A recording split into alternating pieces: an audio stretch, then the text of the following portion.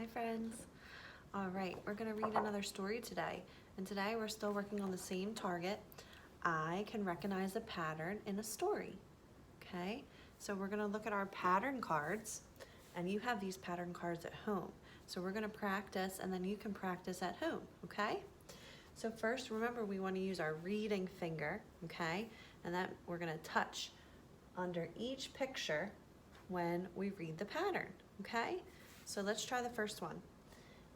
Dog, horse, dog, horse, dog, horse. All right, let's look at the next one. Can you do it with me? Elephant, koala, elephant, koala, elephant, koala. All right, and now you can practice with your cards at home.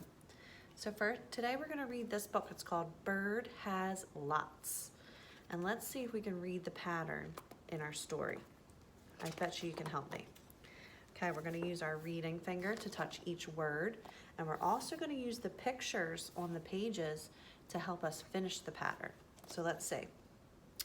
Bird has lots of flowers. Bird has lots of fish.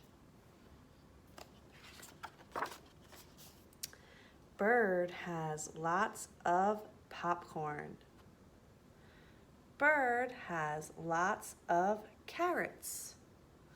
Now let's see if you can help me. Bird has lots of balloons. Bird has lots of bananas. Remember to look at the picture. Bird has lots of worms. Bird has lots of bugs. Bird has lots of crayons. Bird has lots of bubbles. Bird has lots of books. He likes to read books just like me. All right, great job, friends. Great job reading the pattern and using the picture to finish our pattern and using our reading finger to touch each word.